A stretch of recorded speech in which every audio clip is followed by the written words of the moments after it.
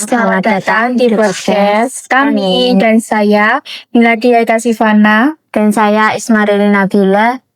Tempat kita ngobrol film-film horor yang bikin merinding, bikin kita mikir 2 kali kalau mau keluar pas maghrib. Sebelum kita mulai, kami izin dulu ya teman-teman.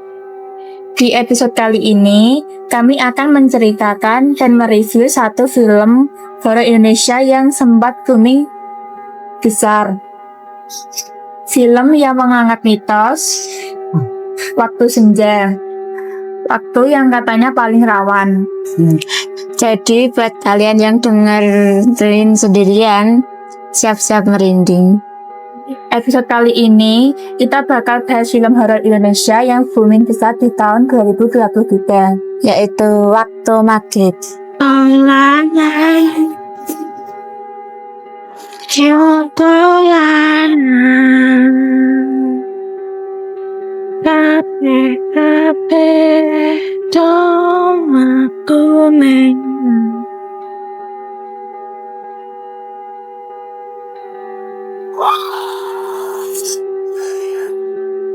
Mati kecil Oke, jadi film Waktu Maghrib ini bercerita tentang 3 anak, yaitu Adi, Saman, dan Ayu.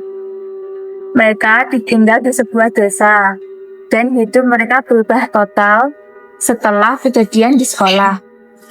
Dan ini bukan horor biasa ya. Film ini mengangkat mitos lokal tentang waktu maghrib yang udah kita sering dengar waktu kecil. Betul, dan masalahnya dimulai saat mereka marah pada guru mereka, yaitu Bu Woro. Nah, ini bagian yang bikin serem banget. Adi dan Saman kesel. Sampai akhirnya mereka mengucapkan sumpah serapah, dan itu terjadi tepat saat senja menjelang maghrib. Padahal kita semua tahu, dari kecil pasti pernah dibilangin, jangan pernah ngomong sembarangan pas maghrib. Karena waktu itu dipercaya waktu peralihan, dan makhluk-makhluk tertentu bisa ikut masuk ke dunia manusia. Dan sejak sumpah itu terucap, teror pun dimulai. Loh, apa di? Sholat dulu aja man. Halah, nanti malah telat di sudah telat surup ini loh. Ayo udah, sekarang ini saja kita nggak usah sholat. Ayo, masa nggak sholat lah.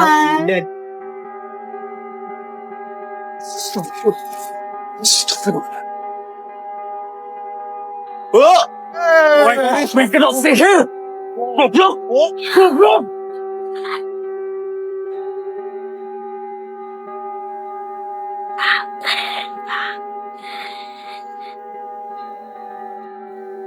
Gangguan yang mereka alami bukan gangguan biasa. Film ini mengangkat sosok jin yang sangat menyeramkan, yaitu Ungu Sibyan. Ini jin yang dalam mitos sering dikaitkan dengan anak-anak ya. Iya, dan di film ini terornya terasa personal banget.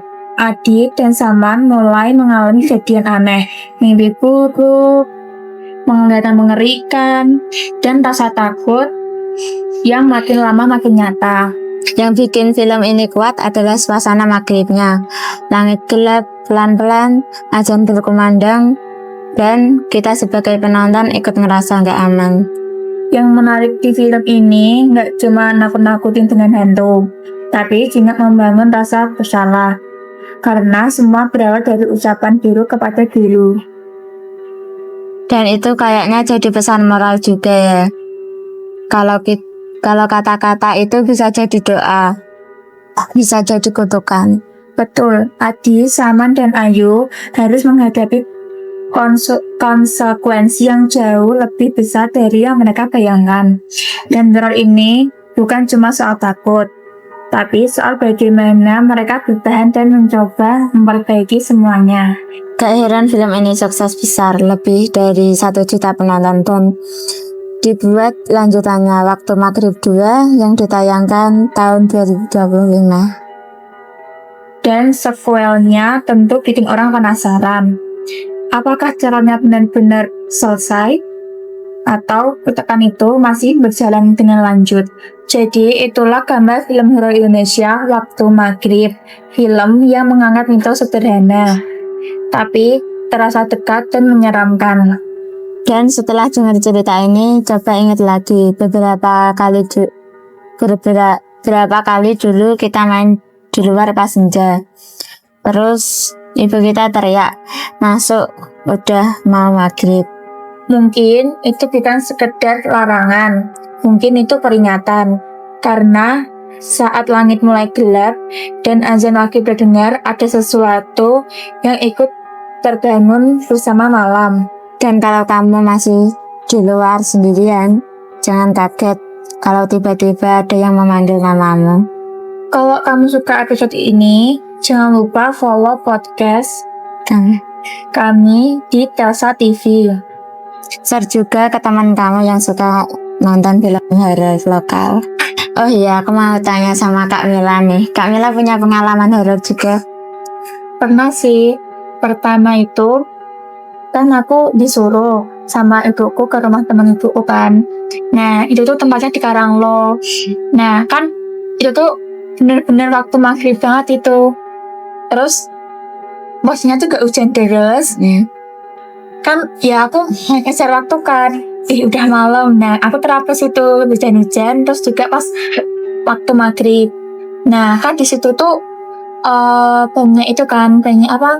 Bambu. Kayak bambu terus hutan-hutan gitu. Nah itu juga ada kayak SD. Nah kan aku lewat situ. Terus itu aku kayak dari kejauhan tuh kayak lihat kok kayak berdiri panjang-panjang itu ya, rambut baju warna putih terus rambutnya panjang. Karena aku juga nggak berani kan kayak noleh. Terus aku ambil nyetir diam. Nah terus aku tanya sama siapa temennya ibu kan, nggak kayak kok aku lihatnya nih ya apa kayak sosok putih di dekat SD. Terus katanya temennya ibu itu tuh emang situ tuh sering rawan kalau emang ada hantu-hantu gitu. Terus ya udah, terus aku nggak berani pulang situ. Aku Sherlock pakai HP ku. Ya udah, aku pulang gitu. Terus kedua itu kan pas aku ke kamar mandi Telkom lantai 2 itu kan teman-temanku 3 itu kan nunggu di luar. Nah posisinya itu tuh kayak gelap banget kan, itu tuh bener-bener aku sendirian di situ. Terus kan aku ngiranya kan teman-temanku kan yang manggil-manggil namaku. Kalau pas aku masuk kamar mandi tuh ada yang manggil namaku, Mila gitu. Aku terus ya sekarang aku kayak gila mungkin apa gitu kan. Nah ternyata tuh pas teman-temanku tak tanyain tuh pada nggak semua, pada di luar semua. Terus waktu itu tuh temanku juga pas di kamar mandi katanya tuh lampunya itu tuh ada yang mati-matiin gitu. Apa emang sering ya di kamar mandi lantai 2 Telkom itu? Itu tuh serem banget sih. Kalau Kak Bila pernah nggak sih ada cerita-cerita horor gitu? Aku sih juga pernah. Waktu itu akan disuruh ibuku toh. Nah itu tuh untuk jemput mbahku di bawah desa. Nah bawah desanya itu kan lagi ada reaktor. Makanya itu kan jalurnya ditutup. Nah terus aku muter lewat yang dekat makam sama kali. Nah pas aku lewat kali itu ada ayam nyabrang. Nah kan aku misuh toh. Langsung motorku toh langsung mati. Terus nggak bisa diselah, padahal itu tuh habis diservis. Jadi itu kayak Kak Bila itu kayak ngerasa nggak sih kalau di situ kayak ada hal-hal nggak enak gitu? Kayak ada yang ngeliatin gitu. Serem banget. Terus pas waktu itu terus nontonnya udah bisa atau emang nggak bila manggil orang gitu? Aku dorong sedikit terus tak selah gitu sampai bisa. Habis itu Habis itu bisa. Terus aku tanya ibuku toh, yang di situ itu katanya emang serem. Katanya juga banyak orang yang dilihatin hantu-hantu di situ. Sekian dari podcast kami. Terima kasih.